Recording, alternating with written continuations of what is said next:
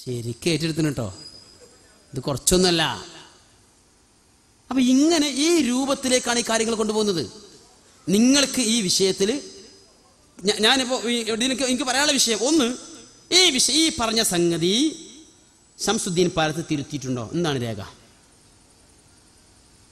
2, ഈ പറഞ്ഞ വിഷയങ്ങൾ മുജാഹിദ് പ്രസ്ഥാനത്തിന്റെ ആദർശമാണോ? 3, ആദർശമാണെങ്കിൽ ഇതിന് എന്താണ് നിങ്ങൾക്ക് ഉദ്ധരിക്കുവാനുള്ള പ്രമാണം? 4, KP മുഹമ്മദ് മൗലവി ജീവിച്ചിരിക്കുന്ന കാലത്തുള്ള KNM ഇങ്ങനെ ഒരു ആദർശം ഈ സമൂഹത്തെ പഠിപ്പിച്ചിട്ടുണ്ടോ? തീർന്നില്ല. ഇനി ജിന്നെന്താ ചെയ്യുന്നത്? വിഗ്രഹങ്ങളിൽ ആവാഹിക്കുന്നു, വിഗ്രഹത്തിൽ കയറിക്കൂടി വിഗ്രഹത്തെ സംസാരിപ്പിക്കുന്നു. അങ്ങനെ പല പല അത്ഭുത വിദ്യകളും വിഗ്രഹത്തിലൂടെ ജിന്ന് പ്രകടിപ്പിച്ചുകൊണ്ടിരിക്കുന്നു. അതുകൂടി കണ്ടാൽ അത് ആ ഭാഗമാണ് പൂർണ്ണം. ഈ ലോകത്ത് ആര് ബഹുദൈവാരാധന നടത്തിയാലും ആ വിഗ്രഹങ്ങളിലൊക്കെ ആവാഹിക്കപ്പെടുന്നത് ശൈത്താനാണ്. ആരോ ഒരു ദൈവത്തിന്റെ ആത്മാവ് ചൈതന്യം ഈ വിഗ്രഹത്തിൽ കുടികൊള്ളുന്നല്ലേ? ശൈത്താന്റെ ചൈതന്യം മാത്രമേ അതിൻ്റെ ഉള്ളിൽ ഉണ്ടാവുള്ളൂ. കാരണം ശൈത്താനെയും വിഗ്രഹത്തെയും പര്യായമായി ഖുർആൻ പഠിപ്പിച്ചിരിക്കുന്നു. സൂറത്തു നിസായിലെ 76-ാമത്തെ ആയത്തിൽ.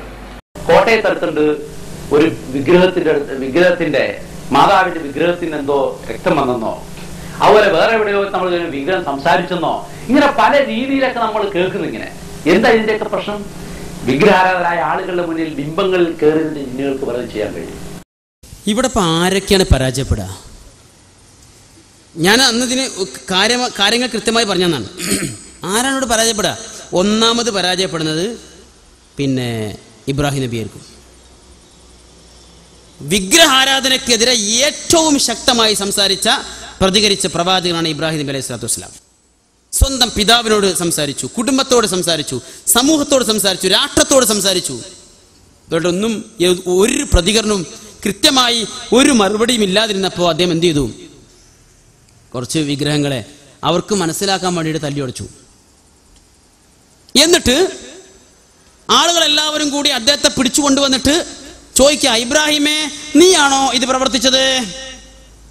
ഇബ്രാഹിം നബിയുടെ മറുപടി, ആ വല്യോനോട് ചോദിച്ചു നോക്കി, വല്യ വിഗ്രഹത്തോട് ചോദിച്ചു നോക്കി. അവന്റെ കഴുത്തിലാണല്ലോ പിന്നെ മഴ ഉള്ളത്.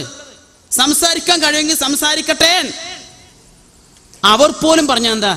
അവര് മനസ്സിൽ പറഞ്ഞത് ഖുർആൻ തന്നെ പറയുന്നുണ്ട്, അത് സംസാരിക്കൂലെന്ന് എനിക്കറിയില്ലേ, അത് സംസാരിക്കാൻ എനിക്കറിയില്ലേ. പിന്നെ തുറന്നാണ് പറഞ്ഞു, സംസാരിക്കാൻ അറിയില്ലാന്ന് ഇബ്രാഹിമിന് അറിയില്ലേ. അപ്പോഴാണ് ഇബ്രാഹിം വീണ്ടും ചോദിച്ചത്, ഉപകാരം ചെയ്യാത്ത, ഉപദ്രവം ചെയ്യാത്ത ഈ വിഗ്രഹങ്ങളെയാണോ നിങ്ങൾ ആരാധിച്ചു കൊണ്ടിരിക്കുന്നത്? അന്ന് ഇബ്രാഹിം നബിയുടെ മുമ്പിലുള്ള മുശ്രിക്കുകൾ വരെ വാദിക്കാത്ത വാദമാണ്, വിഗ്രഹത്തിനുള്ളിൽ പിശാച് കയറിക്കൂടി പിശാച് അതിൽ ആവാഹിച്ച് വിഗ്രഹം സംസാരിക്കും. അന്ന് സംസാരിക്കണം. കാരണം എന്താ? ഇസ്ലാമിനെ തകർക്കാൻ, ഒരു പ്രവാചകനെ തകർക്കാൻ, ആ സമൂഹത്തിന്റെ മുമ്പിൽ ഒരു പ്രവാചകനെ പൂർണ്ണമായി നാണം കെടുത്താൻ, ഇസ്ലാം എന്ന് പറഞ്ഞാൽ അതിന് യാതൊരു നിലയും വിലയുമില്ല എന്ന് സമർത്ഥിക്കാൻ പിശാചിന് കിട്ടിയ ഏറ്റവും നല്ല സന്ദർഭമാണത്. പിശാചിന് അങ്ങനെ ഒരു കഴിവുണ്ടെങ്കിൽ ആദ്യം പിശാച് അതാ ചെയ്യാം. ആ ഇബ്രാഹിം നബിയുടെ മുമ്പിലുള്ള വിഗ്രഹത്തിനകത്ത് കയറിക്കൂടി ഉറക്കെ സംസാരിക്കും. പക്ഷേ അവിടെ കയറിക്കൂടി സംസാരിക്കാൻ പിശാചിന് കഴിയുമെങ്കിൽ ചെയ്യുമായിരുന്നു. അങ്ങനെയുള്ള സ്ഥലങ്ങളിലാണ് പിശാച് പണിയെടുക്കേണ്ട സ്ഥലം അവിടെ തന്നെയാണ്. ഇസ്ലാമിനെ തകർക്കാനും മുസ്ലിങ്ങളെ തകർക്കാനും പ്രവാചകരെ തകർക്കാനും കിട്ടുന്ന ഏതു മാർഗവും പിശാച് നോക്കും. എന്നിട്ട് അതിന് കിട്ടിയ ഒരു അവസരത്തിലും പിശാച് വന്നില്ലല്ലോ. പിന്നെ എവിടെ നിന്നത് കിട്ടിയത്? കോട്ടയത്ത് ഏതോ ഒരു വിഗ്രഹത്തിൽ നിന്ന്, മാതാവിന്റെ വിഗ്രഹത്തിന് രക്തം കണ്ടു. ആ പിശാചാണ്. രക്തം, ഒരു സ്ഥലത്ത് രക്തം കാണാൻ പത്ര പണിയുണ്ടോ? പല നിലക്കും കാണാലോ. വിഗ്രഹം പാലുടിച്ചു എന്ന് നമ്മൾ കേട്ടാണല്ലോ. അങ്ങനെ പലതും ഇവിടെ കുടിക്കുന്നുണ്ട്. പലതും കുടിച്ചുകൊണ്ടിരിക്കുക. ചില ആൾക്കാർ വിഷം കുടിക്കും, ചില ആൾക്കാർ പാല് കുടിക്കും. അങ്ങനെ പലതും കുടിച്ചുകൊണ്ടിരിക്കുന്നുണ്ട്. കുടിൻ്റെ വിവരമൊക്കെ നേരം വെളുത്ത വിവരം കിട്ടും ചെയ്യും. ഏതാ കുടിച്ചതിനനുസരിച്ചിരിക്കും സംഗതി. പക്ഷേ ഞാൻ പറഞ്ഞു വന്നത്, ഇവിടെ ഈ വിഗ്രഹങ്ങൾക്ക് അന്ന് അതിനാരാധിക്കുന്ന ആളുകൾ പോലും നൽകാത്ത വിശദീകരണങ്ങൾ എന്തിനാണ് ഇവർ നൽകിക്കൊണ്ടിരിക്കുന്നത്? എന്തിനാണത്? ഈ ഒരു വ്യാഖ്യാനം കൊണ്ട് എന്താണ് നിങ്ങൾ ഉദ്ദേശിച്ചത്? ഇതിനെന്താണ് നിങ്ങൾ പ്രമാണം ഉന്നയിച്ചത്? എന്തു രേഖയാണ് നിങ്ങൾക്ക് ഉദ്ധരിക്കാനുള്ളത്? ഇത് മുജാഹിദ് പ്രസ്ഥാനത്തിന്റെ ആദർശമാണോ? ശംസുദ്ദീൻ ഈ കാര്യം തിരുത്തിയിട്ടുണ്ടോ? ഞാനിത് പറയുമ്പോൾ ഒന്നുകൂടി പറയട്ടെ, കഴിഞ്ഞ ദിവസം അനസ് മൗലവി ഇവിടെ പ്രസംഗിച്ചു കൊണ്ടിരിക്കുമ്പോ ശ്രോതാവായ അതേ ശംസുദ്ദീൻ ഇവിടെ ഉണ്ടല്ലോ. എന്തേ ശ്രോതാവായിട്ടിരുന്നത്? അബ്ദുറഹ്മാൻ സലഫി ശംസുദ്ദീൻ തിരുത്തിയിരിക്കുന്നു എന്ന് പറയുമ്പോ അതേ ശംസുദ്ദീൻ ഇവിടെ ഉണ്ടല്ലോ. എന്തേ ആ ശംസുദ്ദീൻ വെറുതെ ശ്രോതാവായിരുന്നത്? അവിടെ ചാൻസ് ഉണ്ടായിരുന്നു. കാരണം എന്താ, ഒരാള് ആരോടും പറയാതെ ആ സ്റ്റേജിൽ നിന്ന് മുങ്ങീന്. അതാരാ? നമ്മളെ ബഹുമാനായ നമ്മളെ ഉസ്താദ് കെ മോയിൻകുട്ടി മദനി,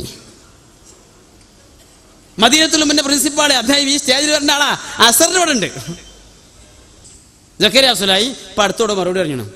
റസൂലിന് സിഹിർ ബാധിച്ചത് ഈ റസൂലിനെ കുറിച്ച് ശത്രുക്കൾ സാഹിർ എന്ന് പറഞ്ഞിരുന്നു. അപ്പോ സാഹിർ അല്ല എന്ന് തെളിയിക്കാനാണ്. അങ്ങനെ മുമ്പ് പറഞ്ഞ കാരണം എന്താ, സാഹിറുകൾക്ക് സിഹിർ ബാധിക്കൂലല്ലോ.